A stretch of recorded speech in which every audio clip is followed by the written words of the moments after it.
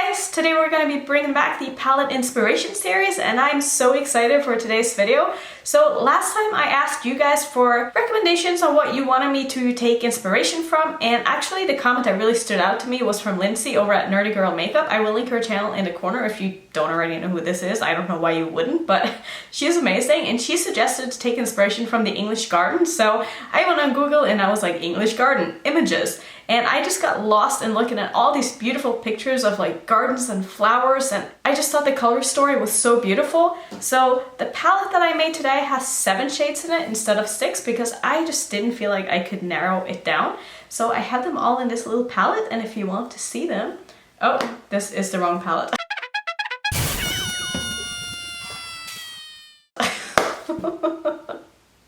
Let's try that again. So I am going to take my other little mini palette. These are actually highlighters that I've been using, but this is going to be the palette reveal, and this is what it looks like. So let me bend this over so you can see it a little bit better.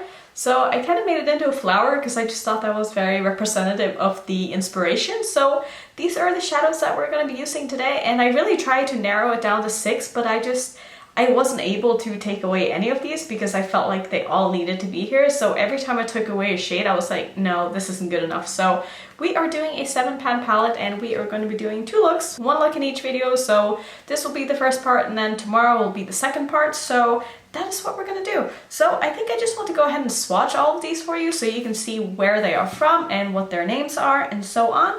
So the first shadow is going to be the green, and this is Green Apple by Looxi.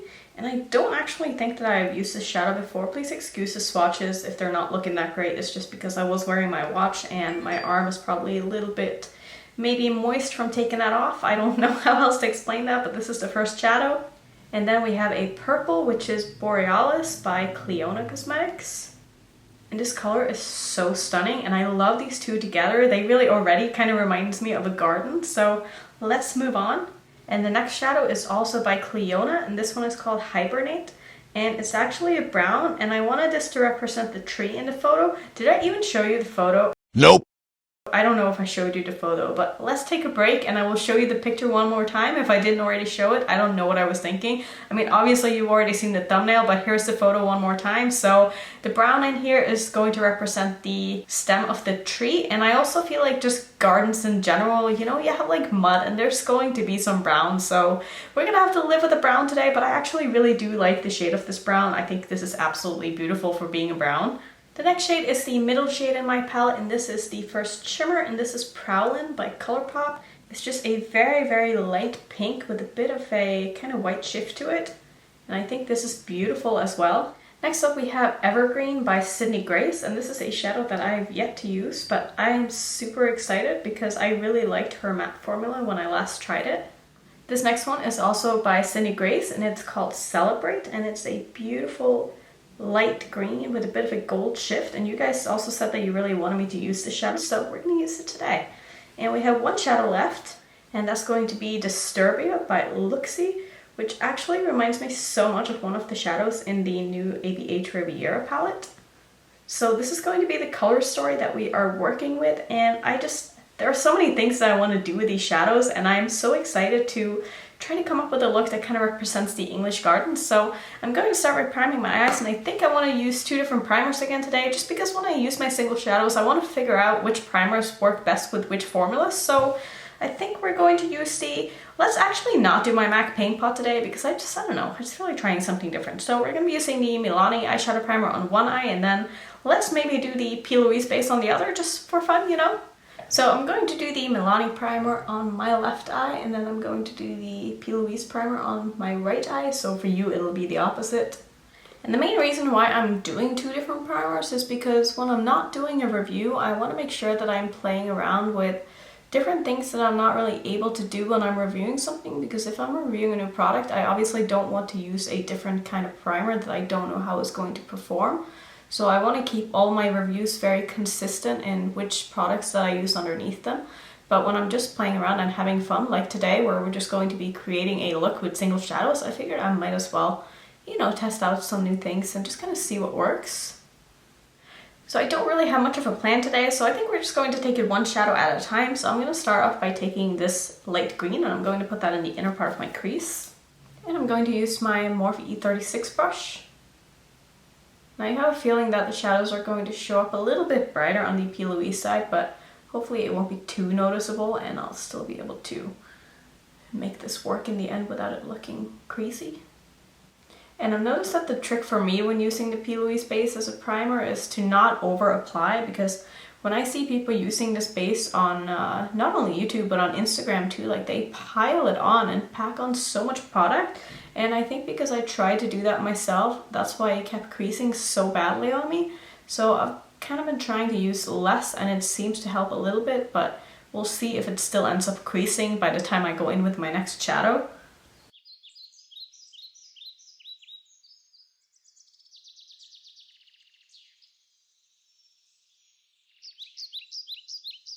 So I'm already noticing that the shadow definitely seemed to stick on a lot more on the P. Louise side.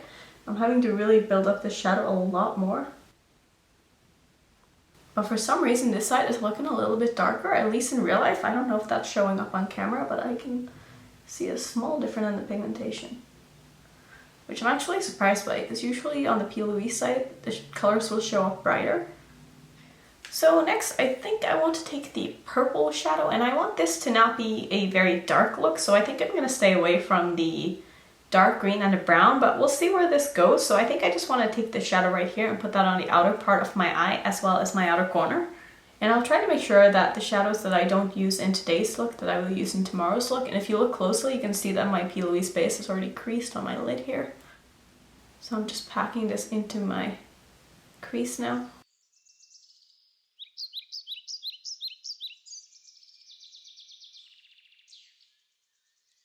And I want to be a bit careful when I try to connect these two colors, because mixing purple and green together does not make a nice color, so I'm barely just tapping over here. Just making sure that these two don't blend in too much because I don't want them to get muddy.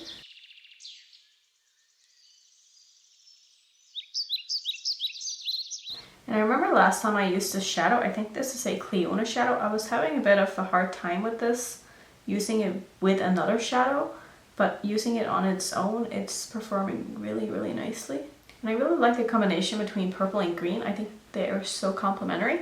So let's see what happens on the Milani eyeshadow primer.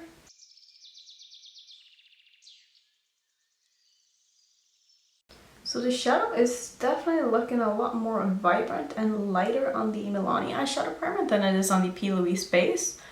I feel like you guys are going to be able to see this, but I also feel like it's more pigmented and kind of has a thicker layer of shadow on top of it. I'm not sure how I feel about that. I don't know which side I like better. I actually think I like the Milani eyeshadow side better, especially with this formula. So it's kind of different to see how different formulas respond to different primers and how the colors changes. So I think this is really interesting. And I'll just show you the palette now and show you how much kick up is in this purple shade that I just used. Like, I have shadow all over the other shadows now.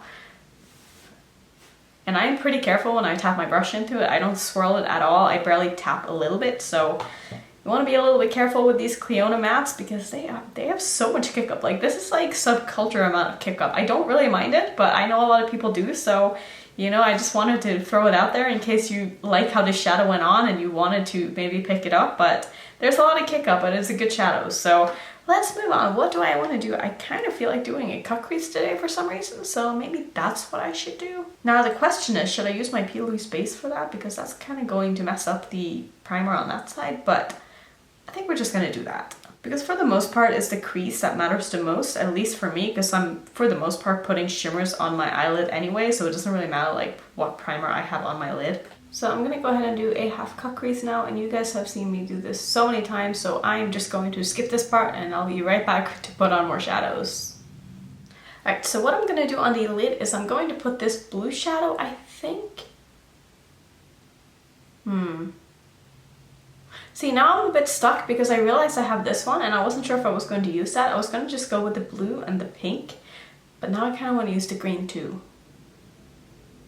Let's start with this one though. So I'm going to take this blue shadow and I'm going to put that on the outer part of where I got my crease. And I don't think I've ever used this shadow, so I'm pretty excited. I might have to spray this, which I didn't do this time. Yeah, let's go ahead and spray this. I will say that this formula is a little hard to pick up on a brush and would probably be better off if you used a finger. You know what we're gonna do? I actually have something that I just always forget. So I actually want to try to use one of these sponge tip applicators. I know these come in a lot of like really cheap palettes, and I ended up buying a pack on Amazon just because a lot of people recommend using these instead of your fingers, since I don't like to use my fingers. So that's what we're gonna try to do, and maybe this is going to be the solution to putting on a lot of different shadows. So let's see now if that works any better. Wow, I'm getting a lot of fallout with this. Probably because I don't know how much to put on, but I mean the pigmentation is definitely a lot better. So this is very interesting, and this is something that I would like to keep playing around with more, especially with formulas that are tough to pick up on a brush. Alright, so my camera shut off and I decided to just go ahead and apply this other eye as well, and I also went in with my brush just to kind of get close up to my line where I got my crease. So I think next up I want to use the pink shadow here, and I'm going to put that on the rest of my lid where I have my crease cut, and then I'm not really sure what I want to do on the bottom, because do I ever. And this shadow I also don't think I've used before, and this one was from ColourPop if I remember correctly, and I really do like ColourPop shadows. And I'm just gently mixing these two shadows together now. And I also feel like I want to use some kind of glitter in this look. I'm in the mood to use glitter today, so we're probably going to do that when I'm done with the eye look, or the eyeshadows I mean. Alright, I'm going to take a bit more of that purple shade now and just make sure that the shimmer is blended into the matte.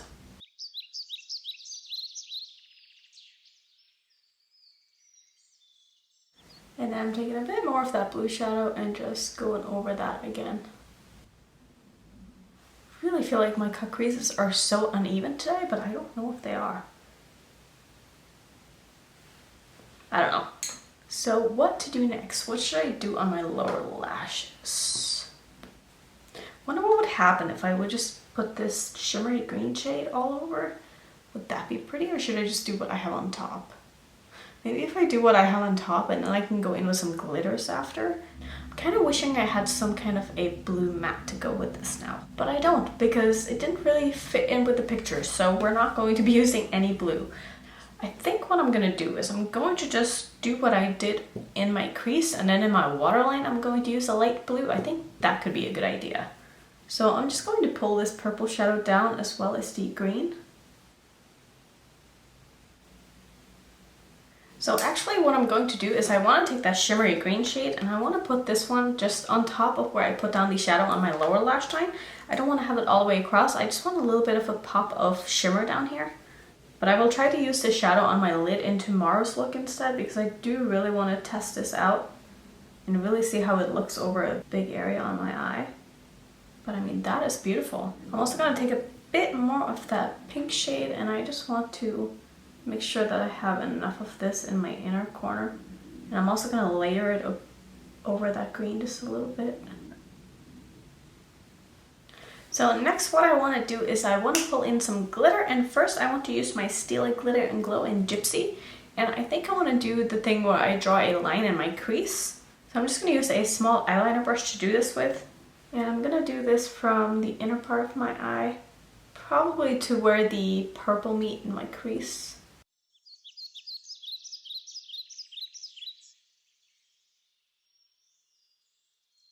So I really like how this doesn't really change up the look too much. Like if I had gone in with a silver glitter or something, it just really changes it up a tiny bit. It just makes it a bit more unique and different. I'm still not completely happy with how this is looking, so I'm also going to take my Perlina glitter and I'm going to put a lot of that right in my inner corner, because I'm just feeling glitter today and I don't even know if I have more left of this, but I'm going to try to scrape a little bit out of it. Alright, so let's pop that right in here. Ooh, that's what I'm looking for. Ooh, that's so pretty. Okay, I like this a lot more right now, so next I think I want to put a blue pencil in my waterline, and the only one that seems right is going to be Prance, I think, from ColourPop. So I'm going to pop that in my waterline, and then I'm going to put on some mascara and eyeliner, and I'll be right back. And maybe I won't be able to, because clearly I have nothing left in my Prance liner. I don't know what happened to that, so I guess we're skipping that part, so I'm gonna find something else. So instead I'm going to use this NYX pencil in Sky Shimmer, and it's a very light blue as well, but this has a little bit of glitter in it.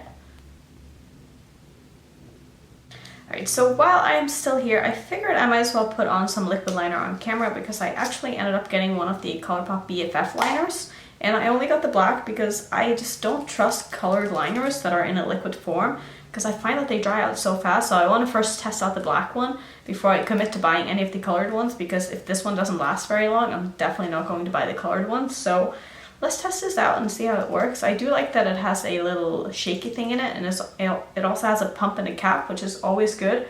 And this eye is watering, so that's not great, but let's try it on this eye. It smells like a Sharpie. I've never had a pencil smell like this before. Maybe they just put a Sharpie in here and called it an eyeliner. I mean, I hope they didn't do that. It's definitely very black and it's going on pretty smoothly. I'm just hoping it's not going to bleed because it's quite a wet formula. Also, the felt tip is not very soft. It's kind of stiff, which isn't necessarily a bad thing. It's just not what I'm used to. And I mean, that wing went on pretty easily, so I quite like it so far, but I feel like you can never judge a liquid liner on the first time you try it because you need to see if it dries out quickly, and you'll never know until you try it like the 5th time, and then you'll be like, oh, well, this sucks. So I'm not going to have an opinion on this liner yet, except that it went on pretty smoothly. It's nice and black, and you know, it looks good, so far I like it. And I'm going to wait for this eye to stop watering so that I don't mess this up too much. Alright, so that didn't turn out too badly, I don't think. I think they are even enough. So I'm going to put on some mascara and I'll be right back. So for lipstick for this look, it's a bit tricky because ideally I would have wanted to have a very pale pink with like a light pink gloss on top, but I honestly don't really have any like nudie pinks, and I feel like that's lacking in my collection, so that's definitely something that I need to kind of pick up. So instead I'm going to use this Lorac Pro. This is their matte, what is this called? Matte lip color, and I got this in a boxy charm and I really like it, and it's in the shade Dusty Plum. So I'm going to put this on and then I'm probably going to put a gloss on top, but I'm going to try this first on its own and just see how that looks.